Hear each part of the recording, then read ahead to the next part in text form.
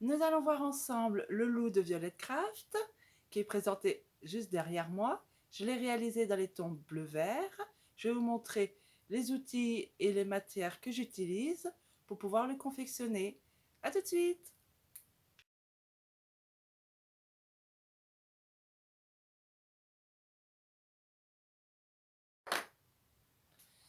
Donc alors, nous allons voir aujourd'hui, dans cette vidéo, le loup de Violette Craft. Donc voici les fiches explicatives. Donc dedans, vous avez donc le plan, voilà, tout ce qu'il faut pour pouvoir le réaliser, le montage. Vous avez ici une vue d'ensemble et ainsi ici les codes couleurs. Et puis des petites cases blanches où là vous allez mettre vos tissus, des petits échantillons de tissus pour la légende. Donc chaque cas. Et ici au niveau du montage, donc vous avez tout ce qu'il faut. Vous avez comment assembler chaque pièce, numéro 1 avec numéro 2, etc. C'est vraiment expliqué pas à pas. Donc vous ne pouvez pas vous tromper. Voilà. Et donc chaque bloc, donc vous avez ici dans le livre, ici tous les blocs pour pouvoir le confectionner. Voilà. Donc chaque, alors je vais en montrer un. Alors ici, donc vous avez le numéro de la pièce, vous avez la légende, ici le petit motif, donc il faut se reporter à la légende pour savoir quel tissu utiliser. Vous avez ensuite les lettres A, B, C, D, donc c'est l'ordre dans lequel vous allez coudre chaque pièce. Donc alors, vous aurez besoin pour pouvoir confectionner le loup, pardon. Donc bien sûr de tissu, du L11. Ici, le L11, c'est un tissé vraiment très très léger, très souple et qui ne se déchire pas, qui a une très bonne maintenue et facile à utiliser. Donc là-dessus, on va pouvoir coudre chaque pièce du loup. Alors, donc là j'ai un petit morceau. Donc je vais d'abord tracer. Donc vous aurez besoin aussi bien sûr d'une planche de découpe, d'un cutter. Moi j'utilise en plus une petite spatule pour pouvoir écraser les coutures, des petites épingles. Donc voilà, allez c'est parti. Donc je vais d'abord tracer ma petite pièce. Je prends un bic pour pouvoir faire ça. Ça ira très bien. Donc comme ça, moi, sur ma planche de découpe, ça ne va pas glisser. Je trace chaque ligne de ma pièce. Donc sur chaque bloc, vous avez les marges de couture qui sont incluses. Donc je vais les tracer aussi. Voilà. Je n'oublie pas de faire toutes les lignes. Hop. Donc c'est important de bien tracer, de ne pas bouger surtout.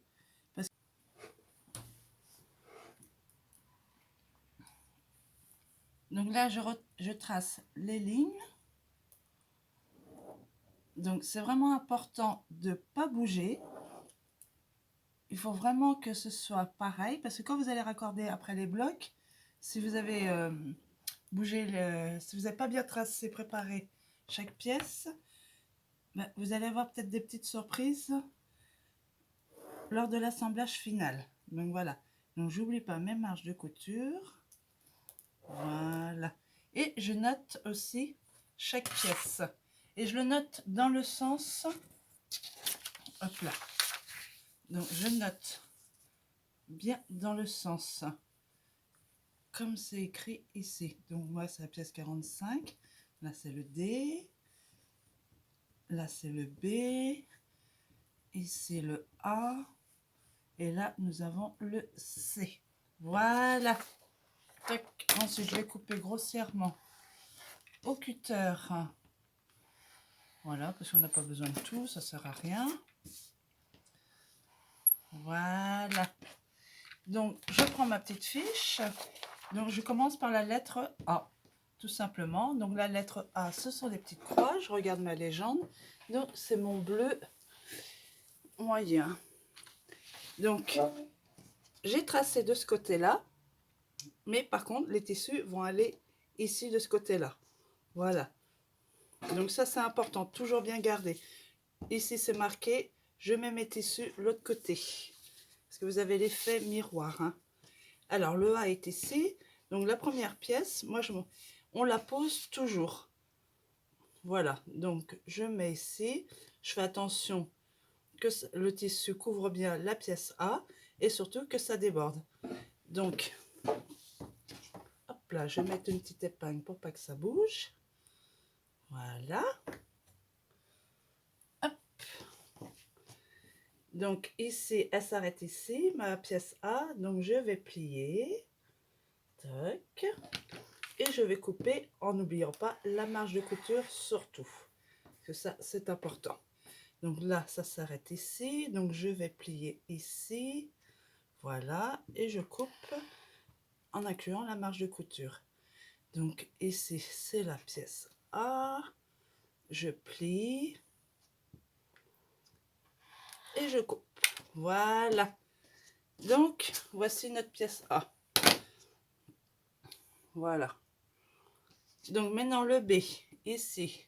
Donc, le B, je regarde, 45B, les petites cerises. Donc, c'est mon vert.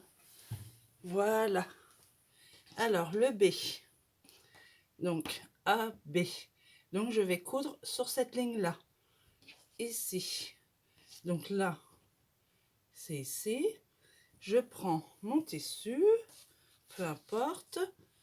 Donc, en général, je m'arrange quand même pour bien suivre. Comme ça, je sais plus ou moins où il faut coudre. Donc, comme ça, je peux mettre bord à bord, endroit contre endroit, toujours. Hein. Ça ne change pas. Toujours quand on coud, hein, endroit contre endroit, bord à bord. Donc, pour vérifier quand même que, pour ne pas avoir de surprise, je vérifie toujours si ma pièce va bien couvrir le tissu. Voilà, donc là, c'est le cas. Donc, il suffit juste de plier. Et vous allez chercher là où vous allez coudre. Donc moi, je vais coudre sur cette ligne ici. Donc je plie ici. Voilà. Et je constate que voilà, la pièce est bien recouverte par tout le tissu. Donc quand c'est bon, j'épingle. Voilà. Hop. Hop. Je vais mettre encore une petite épingle. Par ici. Je ne mets pas trop près là, de là où je vais coudre. Parce que comme je vais coudre à la machine, autrement, le pied de biche va se prendre dedans. Donc voilà. Donc, je vais coudre ici. La pièce A et B sont là. Donc, je vais coudre ici. Allez, c'est parti.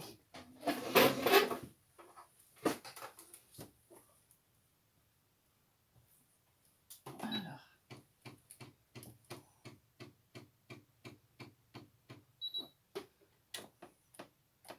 Donc, je commence bien à l'intersection. Et on y va.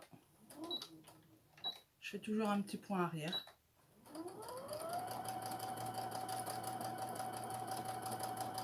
Voilà.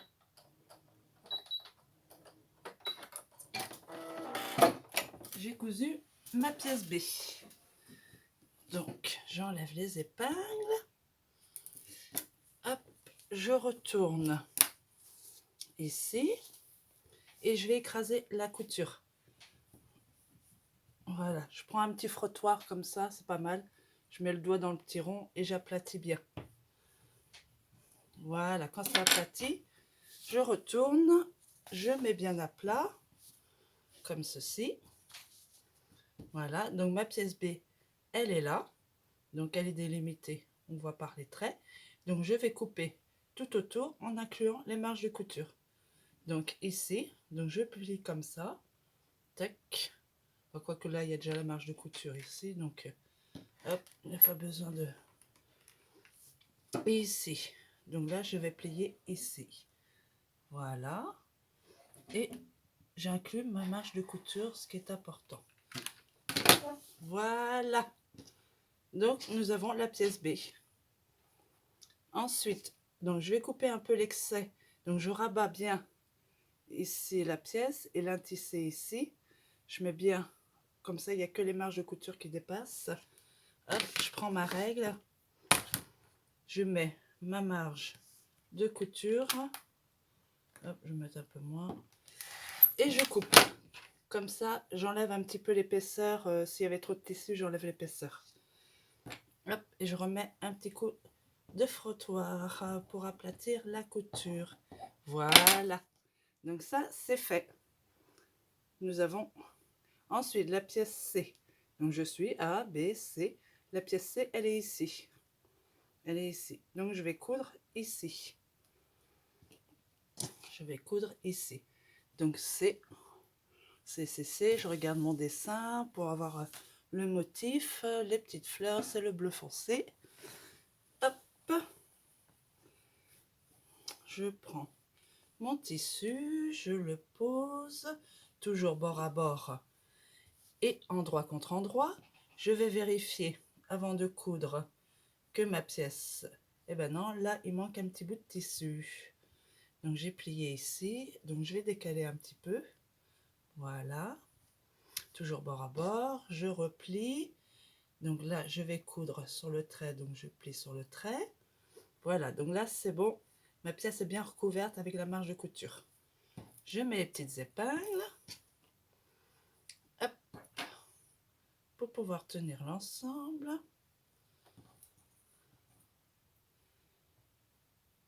Voilà. Et je vais coudre. Donc je vais coudre ici. Voilà. Tac.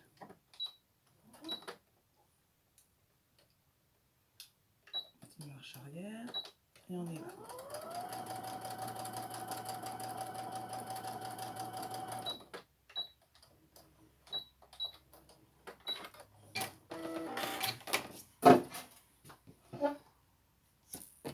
Tac. Donc je retourne et j'aplatis. J'aplatis bien les coutures. Je mets bien à plat. Voilà, je coupe. Donc là, j'ai déjà ma marge de couture. Donc là, je peux y aller.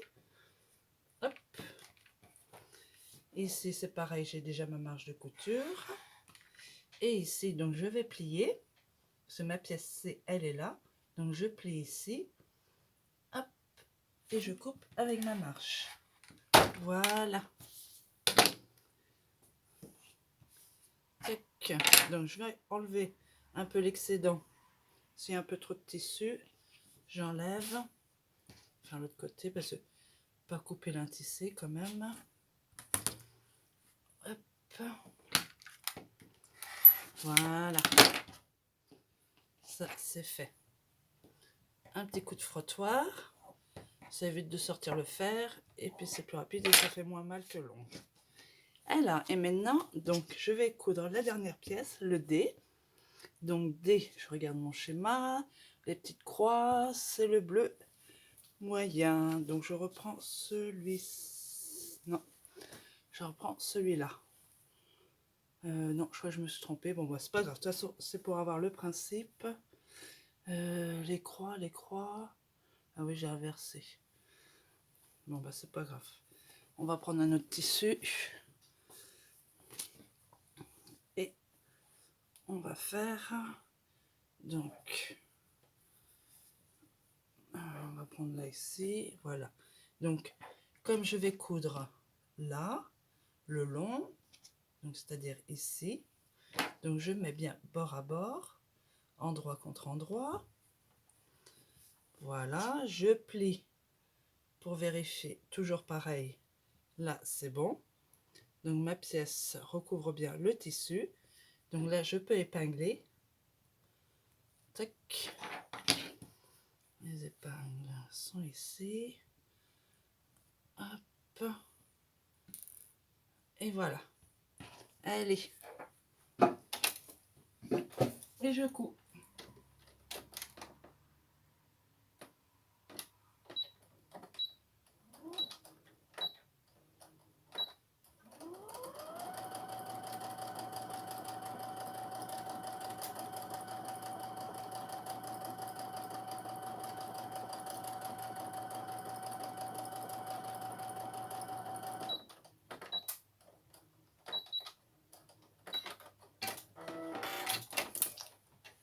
Voilà. J'enlève mes épingles. Vous voyez, c'est toujours la même chose. Finalement, une fois qu'on a choisi ces tissus, qu'on a bien mis les codes couleurs, et ben on n'a plus qu'à travailler.